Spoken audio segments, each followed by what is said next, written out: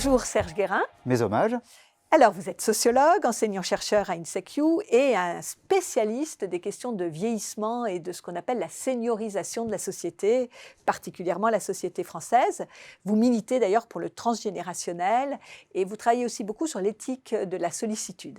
Vous êtes auteur de nombreux ouvrages, dont le dernier chez Calman Levy, Les Quinquados.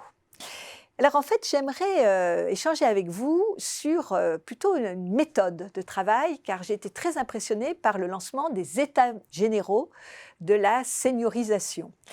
Donc vous allez nous en livrer en quelques mots les objectifs, mais c'est surtout sur la méthode qui m'intéresse, à un moment où les chefs d'entreprise et managers cherchent des méthodes pour obtenir l'adhésion, l'engagement de leurs équipes.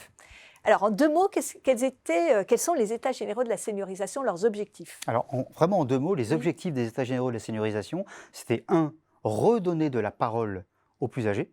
Oui. 2, c'était plus largement dire on ne fait pas pour les gens, mais on fait avec les gens, quels que soient les gens.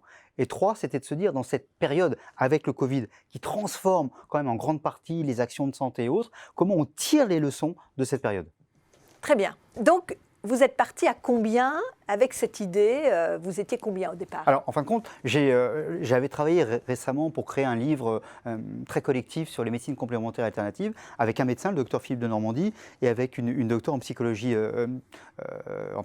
Véronique Suissa. Et du coup, j'ai rappelé ces deux personnes en disant, écoutez, il faut qu'on fasse quelque chose, il ne faut pas que ce soit le énième rapport, il faut que ça vienne de la base. Et les deux m'ont dit, bah, ok, c'est super, on y va. Et donc, on a construit à 3, à la fois l'idée d'une méthodologie de travail et en même temps d'aller contacter des personnes, des parties prenantes issues de tous les milieux. Ça allait de Xavier Bertrand ou Michel Delaunay, l'ancienne ministre des personnes âgées, à la patronne de tel réseau de maisons de retraite, à des gens qui avaient créé leur propre structure, mais aussi à des infirmiers, mais aussi à des personnes âgées elles-mêmes, mais aussi à par exemple au président de France Alzheimer, enfin des gens très très divers, en leur disant très concrètement, d'un côté, on vous demande en 3 semaines, donc très vite sous le confinement, en 3000 signes, et seulement 3000 signes, de répondre à une question.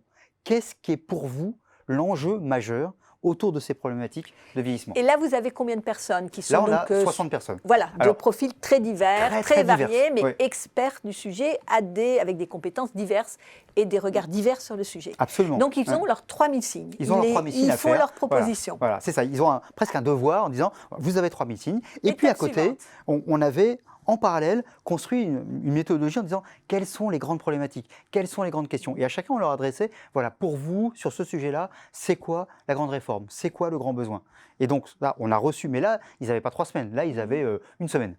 Et donc, pas tout le monde nous adresse, mais à peu près la moitié nous adresse leurs propositions. Ces propositions, ça faisait 150 idées. Certaines étaient très très redondantes.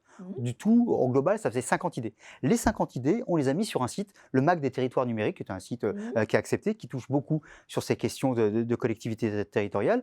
Et on a proposé ensuite aux gens d'aller voter, donc par les réseaux sociaux, par le soutien des médias. Et donc, on a eu 8244 personnes qui sont venues voter, des personnes aussi bien l'infirmière du fin fond de je ne sais où, qu'une personne très âgée, utilisatrice de ces éléments-là, que le maire adjoint de je ne sais où. Donc, ils votent sur 50 propositions, avec un oui-non ou avec... ils pouvaient amender. Mais à la fin, aussi parce qu'on n'avait pas tellement de choix techniquement, on a gardé pour ou contre. Quoi. Voilà. On a gardé vraiment celle qui faisait le plus unanimité. Et puis les gens, en même temps, pouvaient rajouter des éléments. D'accord. Attention. Enrichir. Voilà. Donc, il y avait une notion de j'enrichis, je suis contribue, écouté, je contribue. Vous avez oublié telle chose. Et alors, le livrable, c'est quoi? Alors, le livrable, ça a été d'un côté ce cahier citoyen avec les 60 contributeurs, 60 fois 3000 signes, plus une introduction et tout ça, et puis les 20 propositions qui ont retenu le plus d'intérêt pour les gens.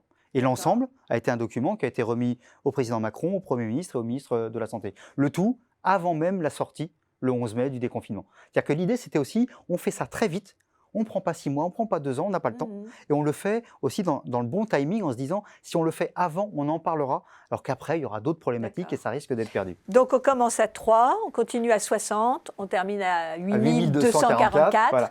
Et on a une proposition où des gens très divers, autour d'un sujet avec des regards divers, ont contribué à quelque chose qui sera une aide à la décision pour des orientations politiques. Exactement, en disant bien, Voilà, c'est une aide supplémentaire, c'est un regard citoyen avec ses limites, mais avec aussi ses différences par rapport à d'autres regards. Et puis ce qui est intéressant, c'est que la dynamique se poursuit, on a fait des zooms citoyens, pareil avec des gens qui ne sont pas nécessairement habitués à prendre la parole. On a fait un, par exemple, on avait une dizaine de députés, 3 anciens ministres, et puis en face, il y avait des personnes, la petite dame de 80 ans, l'étudiant, et ainsi de suite, et des gens qui, ensemble, se posaient des questions, s'interpellaient, discutaient. C'est une méthode, vous pensez, qui peut être transférée à l'entreprise sur la construction d'un projet?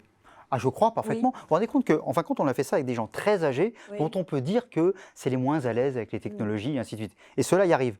Pourquoi dans une entreprise, on n'y arriverait pas? Dès lors qu'on donne la dignité, je dirais, à chacun, en disant, vous êtes aussi important, et votre parole n'est pas mieux, mais elle est aussi respectable que celle d'un grand expert ou que celle d'un grand dirigeant. C'est que chacun peut contribuer à sa manière à cette réflexion. Et dans une entreprise, je ne vois pas très bien pourquoi. Dans une entreprise, ça peut être les salariés, mais ça peut être aussi les clients qui ensemble réfléchissent à c'est quoi les attentes, c'est quoi les usages, c'est quoi les besoins, et peut-être aussi quelle est la perspective. Parce que finalement, tout ça, c'est aussi comment on pense la France de demain.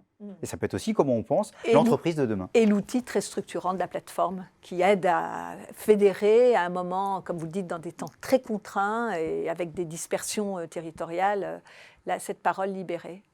Merci Serge Guérin.